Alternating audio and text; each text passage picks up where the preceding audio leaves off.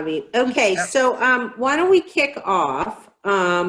So welcome to my fellow committee members, Liz Walker and Gary Russell, and also on our committee is Phil Rosenthal, who it appears isn't able to join us today. This is the Library Board, Fairfax County Library Board of Trustees Finance Committee meeting. We are online via Zoom, but we don't have any special instructions because it's a committee meeting. I don't see that there are any members of the public calling in, but they are welcome if they choose to do so during the meeting. So I'm new as chair, but at least as Gary knows, I've been on this committee before and have had the pleasure of learning about the budget process a number of times. So hopefully we'll be able to jump right in. Thank you both, Liz and Gary, for agreeing to serve on the committee. This is really a preliminary meeting. We don't have any action items for today, right, Jessica? That's right. So it's really just an introduction, I think, for Liz's purposes. Well, for mine and Gary's also, because honestly, it's a little hard to keep it straight. We're going to do a review of the budget process and any changes based on our current county status because of the pandemic, any changes to the process, I mean, and then Jessica has a few comments to make on the budget considerations for FY22. So just as a reminder, what we're talking about here in going forward is now we're looking at the preparation and review of the budget for 21-22, right? 21-22, right. So the budget for the upcoming year has already been all the way through the cycle, and now this is for the next cycle is what this committee will be looking at. Question. What fiscal cycle is the county under? Is it calendar or is it October to September? It's July? July 1st, right? July 1st to July 1st. And Got so the next, we're currently in 2021. They've already approved, 2021, and now we're talking about 21-22. Got it. Okay. So we were going to get a review of the budget process. Absolutely. Okay, great. Thanks, Jessica. So Liz, I don't know that you've had a chance to meet Sandra yet. Sandra is the library's finance director, and she's going to give an overview of what the library and the county's budget process generally looks like, just as a reminder for committee members who've been here a little longer, and an introduction for yourself. And so Sandra, John set you up as a co-host so you can share your screen. I know you have that really handy timeline chart, maybe. It's the right along the bottom. There's a little green share screen button. Okay, I did that, and then I did it twice. And if you have a problem pulling it up, I've got the same documents handy and can do it as well. Okay. I put it on my desktop. While Sandra is getting those, oh, there we go. Okay, here is the.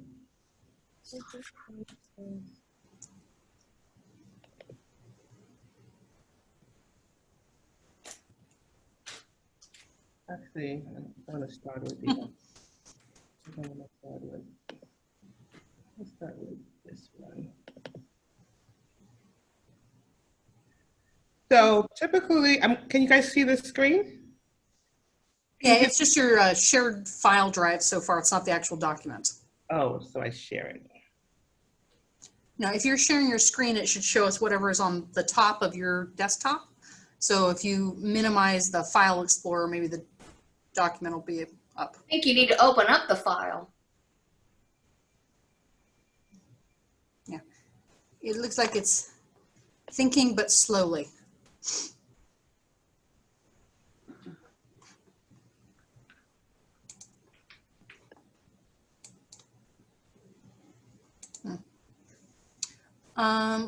Sandra, I have them handy if you want me to pull it up. Okay, great. Thank you. Yeah. Do you want to go ahead and unshare your screen? If you just click the same green button at the bottom, there you go. I know how to do that. actually. Hey, John? John, You are co-host now. thank you. Mhm. Okay. So this is the budget process document, and I'll make it larger so it's just one screen for now, and we'll scroll through. Sandra, do you want it on the first or the second page? The second page is fine. There you go. Hey, Jess, it's still on the agenda screen. Is this one better? Yeah, Yes. that's right. I have two screens. I must have shared the wrong one. There you go. Okay, we're on the second slide of the document that shows the timeline for the fiscal years. Okay. So I typically share this with the library finance committee just to kind of give you an overview of the timeline. And this is kind of the timeline for the current budget process. We begin our budget, we have to submit it in typically around September or October. And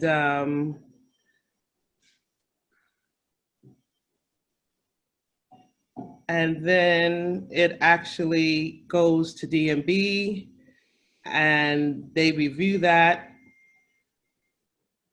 And then it has, and that is what is considered, it goes before the board and then it becomes just the advertised budget.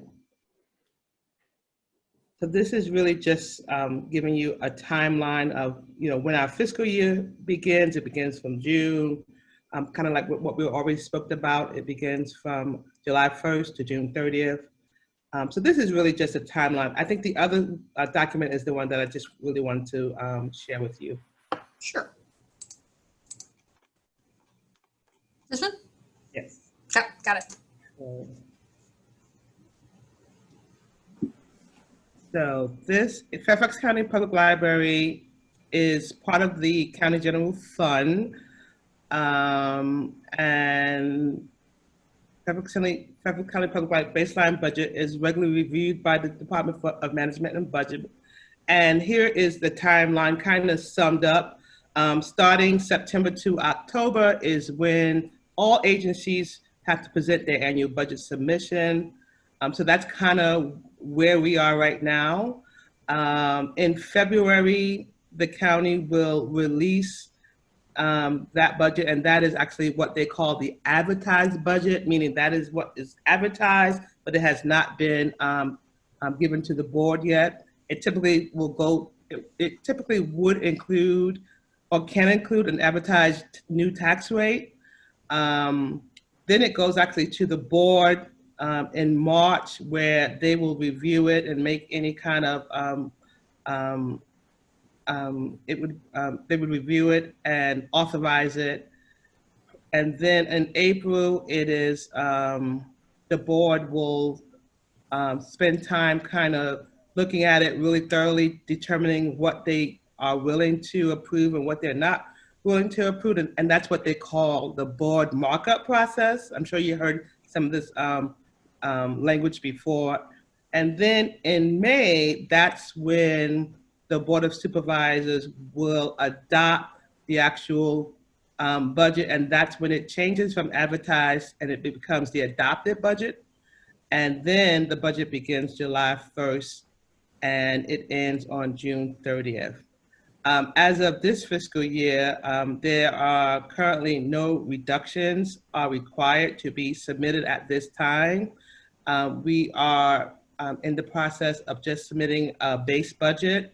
But again, I think the guidance that we have been provided from DMB is that they have reinstated the mid-year process. So at mid-year, they will again kind of look at where the county are as it relates to their revenues and their expenditures, and perhaps provide all agencies with some additional guidance.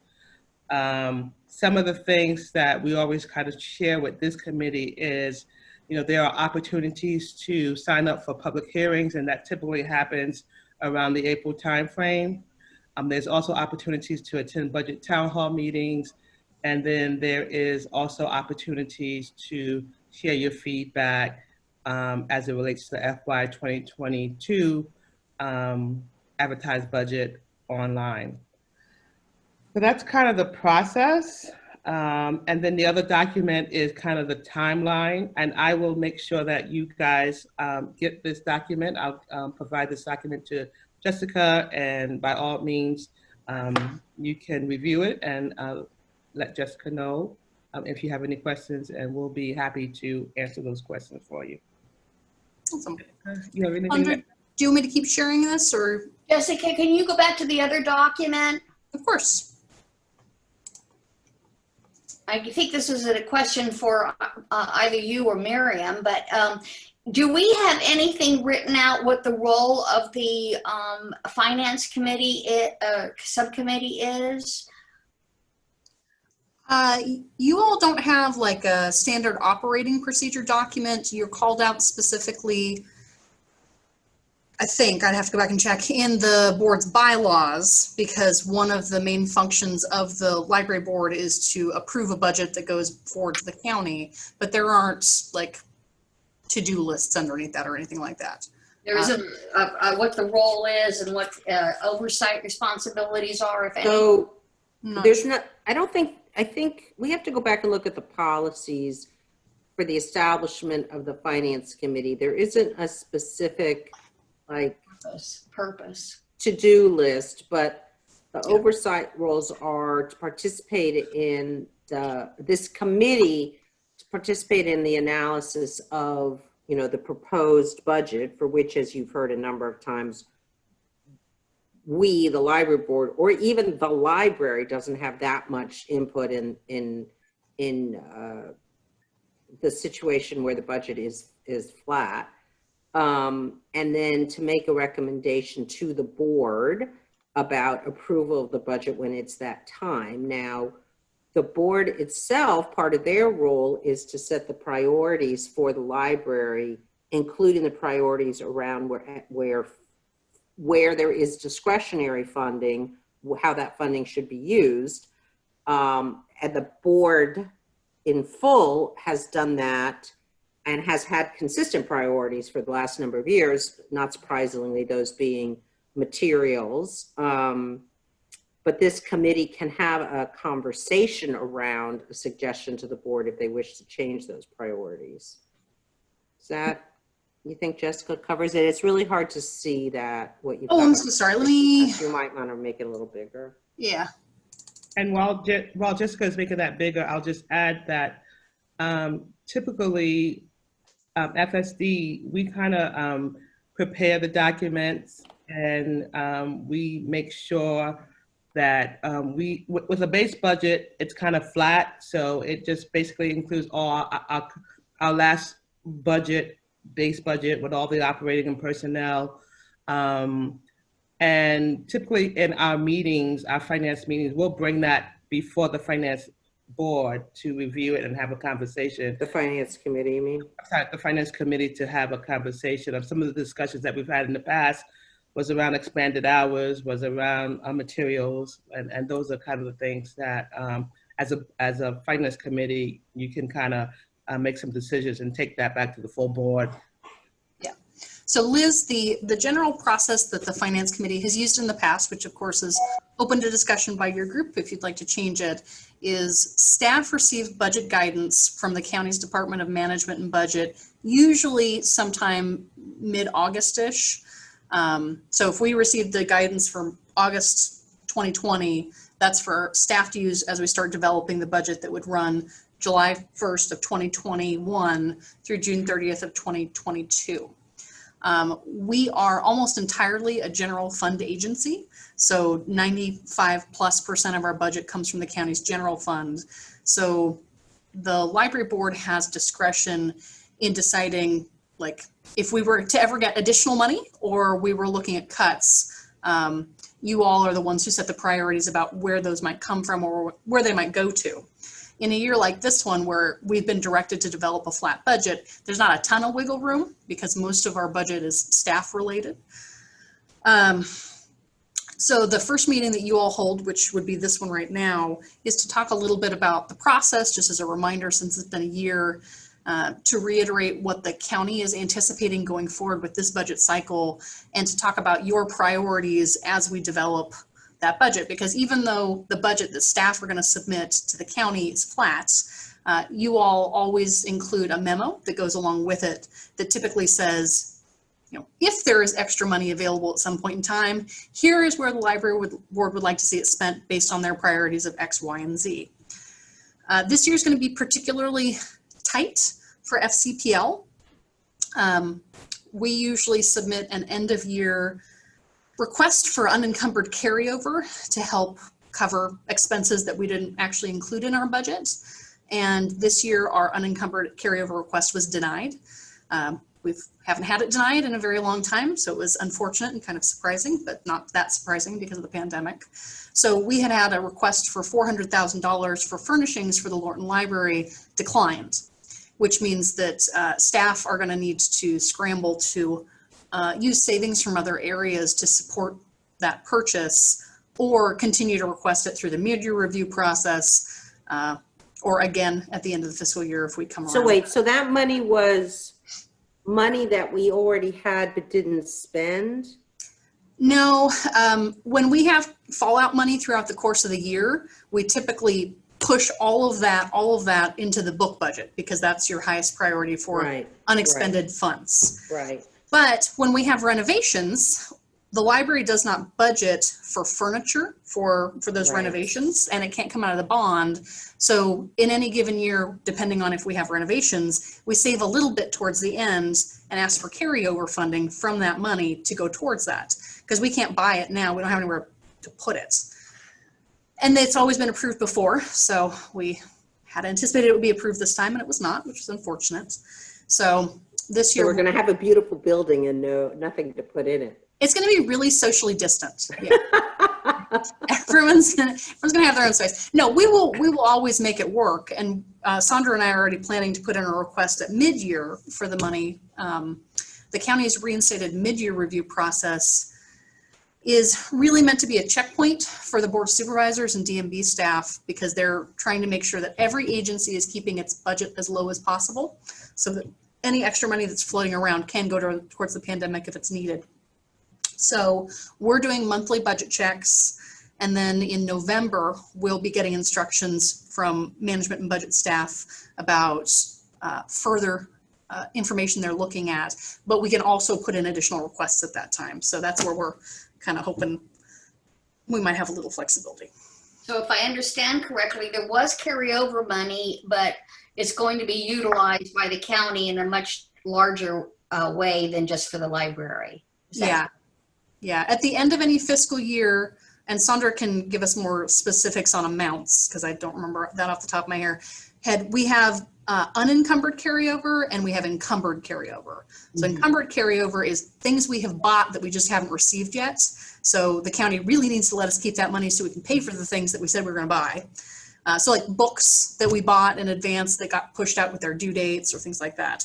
And then unencumbered carryover is the money that we are requesting that they let us keep because we haven't bought it yet, either because of things like the Lorton furniture not needing it yet, or delays in contract delivery or things like that.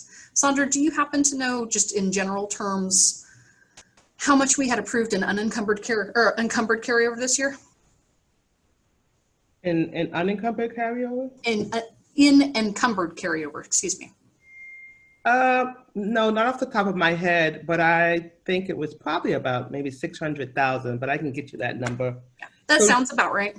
That was encumbered. That's encumbered. So those are things that we actually had a financial contract in place at the end of the year, but unfortunately the goods or the service had not yet been received. So we request to carry that over. So once those items are received, we have funds to pay those contracts. Yeah.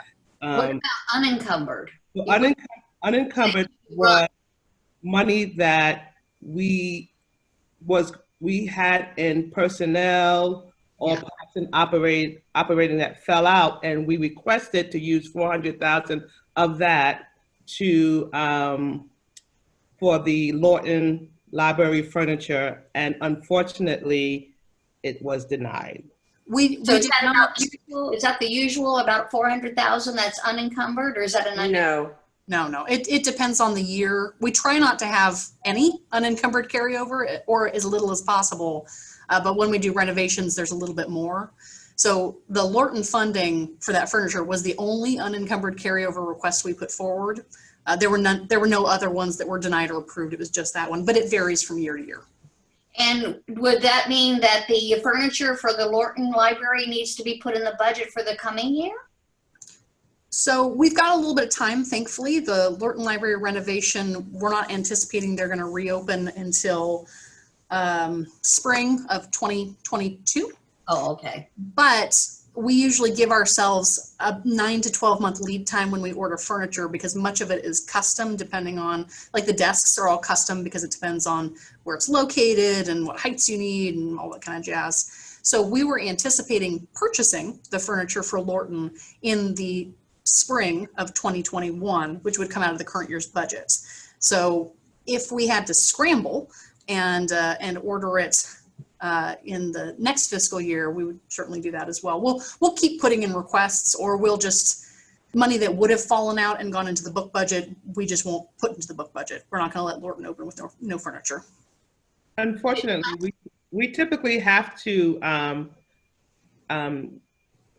balance our budget so that we can fund any renovation furniture budget. So we try to be mindful of that as we are going through the fiscal year and try to accommodate that through any fallout, and then request it so we don't lose that money. We say, may we carry this over as unencumbered carryover just to purchase the renovation furniture for Lorton. And unfortunately this year, and we've done this in many years, and unfortunately due to COVID, it got denied. So again, we will definitely have to, we're not going to get any additional money from the county, I don't think so, to pay for the furniture. So we'll have to manage our budget again and hopefully be able to use some dollars within our own budget to fund the furniture for Lorton. And I think I mentioned this at your full board meeting, but due to the current COVID situation and the way the county is trying really hard to anticipate future needs and to moderate expenses now, we're also, most of our fallout money over the course of a year comes from personnel that we either had a delay in recruiting for, or Position turnover. yeah, things like that. The money that would have been spent on personnel falls out, and we put that into the book budget or save it for things like furniture at Lorton. And this year, the county has put in place a vacancy rate process to ensure that personnel fallout from all agencies at a certain level goes back into the general fund for the county. And we totally get that, and we're willing to do it just like everybody else. For us, our vacancy rate was provided maybe 3 weeks ago or so. And so we have to maintain at least 12 FTEs of vacancies across the remainder of this fiscal year, which is doable, and we'll make it happen. But generally that money is money that we would have put in the book budget. So now we're trying to balance both the fallout that needs to go back to the county general fund, fallout that we would typically put into collection development needs, and fallout that we're now planning to allocate towards Lorton if our request for mid-year budget funds is declined. It's just frustrating because, I mean, who knew this was going to happen? But had we already ordered the furniture, then we would have been able to keep the money. Yep. So, right? So it's just, Yeah. and so this makes us think going forward, we need to spend the money we get right away, or contract for it spending right away, which is not always the best way to go about planning and purchasing. Absolutely. We certainly would never intend to actually purchase the furniture for a renovation before the facility closed, which is what we would have had to do to have kept that money. What happens to all the furniture that's in there? I mean, I know this is not relevant to us. I'm just No, curious. it's a great question. So typically this is going to sound a little silly, but we tend to use the stuff that we have until it is just done. Falling apart. Yeah, it needs to go away, far away. And so we're able to save some things, like depending on the facility and the way that the renovations are planned, we may be able to save shelving units. Mm-hmm. But most of the furniture in a facility either gets surplused or sold on the county's behalf, or some of it that's in really good condition gets surplused out to other branches if they can make use of it. Mhm.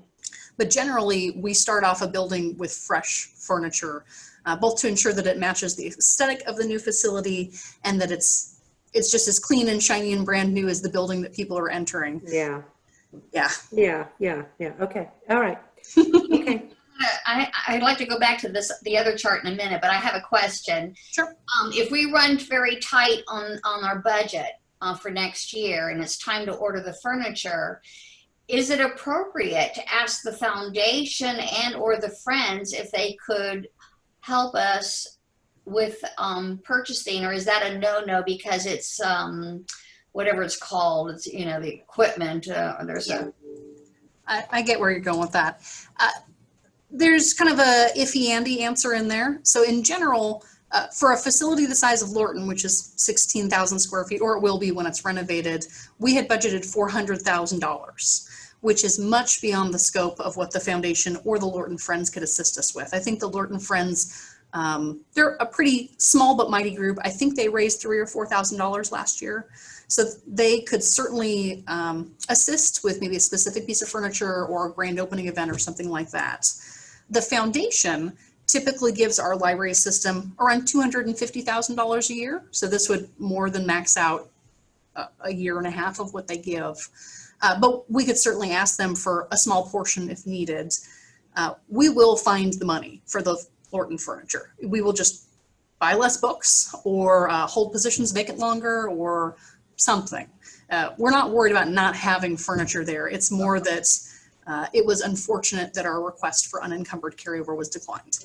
I didn't mean to imply just the Lorton Friends. I meant for the larger Friends community to reach out to the larger group to see if they could contribute. But I hear you. You're not really too worried about the furniture. No, it's just kind of a funny happenstance. And realistically, our library system and our county have done a really awesome job of managing revenue expectations and expenditure realities during the pandemic.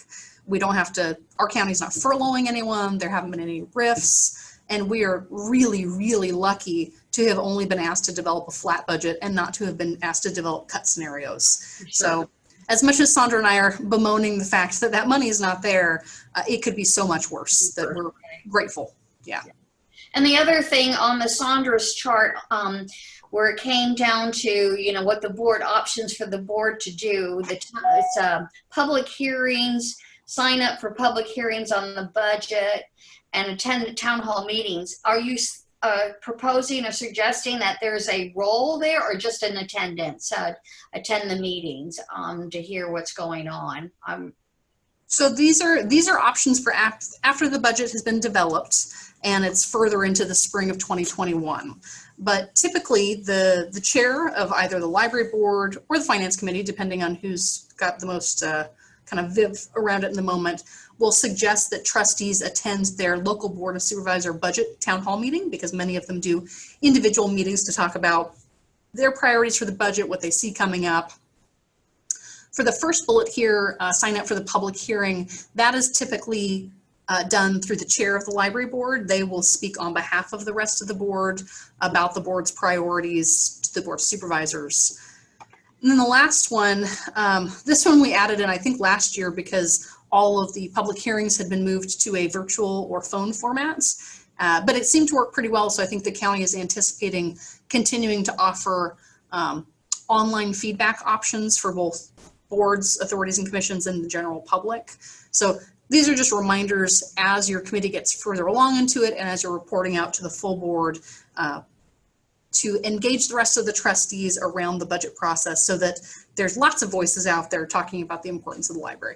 Okay, thank you. You're welcome. The only other thing I wanted to mention about the pandemic is that Sandra and I have been given very clear instructions that although we are being asked to develop a flat budget right now, that could change. If there is a Change for the worse, not change for the better. That is accurate, sadly, and yes. I try so hard to put a little positive spin on it, but it's better to be blunt about it. Yes. Well, like say flu season. Reality here. Yeah. Say flu season is really bad, and people slip up on wearing face masks or any other PPE or washing their hands or whatever, and the county sees a big resurgence in infection rates or bed usage or something like that, they were explicit that the budget that we develop may be changed at any moment in time, and that we need to be prepared for lots of different outcomes. So that's where we're at right now. All right. Sandra, anything to add on that one? I would just add, very similar to last year budget when we were almost about to get expanded hours and then COVID hit and it was instantly changed. So, Yeah. So we are prepared for a roller coaster as needed. But that's kind of the overview of what to anticipate with the budget process this year. And the third bullet on there was about your fiscal year 22 budget considerations. And so what will happen between this meeting and your next meeting, which will be hopefully in early October or before your October library board meeting, is Sandra and her staff will develop all of the actual budget entries that go into the county system. And then I will work with your chair, Miriam, on whatever the budget memo letter is going to be. So that'll be the cover letter to all the budget submissions that staff put in. And that's where you can put in things like, we know the budget's flat right now, we know things might change, but if things get better, here's where we'd like you to consider putting more money into the library. So in past years, your budget considerations have been expanded access. So that was phase 1 of the library's expanded and consistent hours plan. You've asked for additional collection development budget dollars. You've asked for a variety of things, mostly around those two, like Miriam mentioned earlier. So Sandra and I were hoping to get an idea from the committee today, if you'd like us to focus the draft letter around those same areas, or if you have anything else you'd like us to incorporate.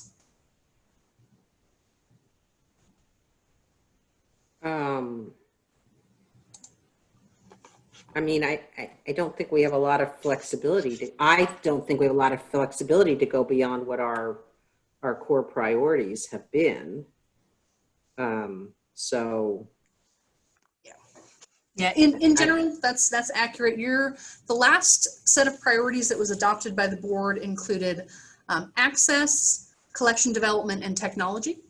I mean, I'm a little bit worried about furniture at the moment, but but honestly, that I kind of feel like that's the administration's, problem. If the board of trustees is asking, our priorities need to stay focused on what provides the most service to our patrons, which is access, materials, and the list we have. Gary or Liz, do you have any other thoughts here? No, my question would be if the extended hours are a non-starter, we might not want to put that at the top. Yeah, I was going to suggest the same. It's, when I talked to Diane, I got the impression that the collection budget has been down for a number of years. And if we have any priorities, I don't think we have enough money for the access piece, but maybe a little money for the collection piece increase. I would agree with Gary on the reordering. I'm not sure what the technology piece was supposed to cover. I know that the Centerville Library is very pleased to get a 3D printer. I don't know if that's part of the technology piece or not, but access I think is really important, but it might be a bigger hit, or maybe only less access than maybe only a couple of libraries will get access. But I do think collection development is critical and important, and especially what we're seeing in COVID, the usage at the libraries with the different vehicles that people access the library, with the books, the hard copies, the e-libraries, et cetera, et cetera. So that would be my 2 cents. Another way of looking at it, though, is if we move it down, would that be interpreted as we don't think it's as important? Because if it's not going to be funded anyway, it doesn't matter if it's number 1. That's Well, a good. The Did way that make that sense? the way that the first phase of expanded and consistent hours was structured was that part of it was for additional staffing and part of it was for an increase in the collection development budgets. Right. So phase one was, I think it was 800,000 and some change for staffing and 300 or 250 for collection development. So what we could frame it as for your consideration at your next meeting is the library board's highest priority is access and collection development. So we want to push hard for phase one again.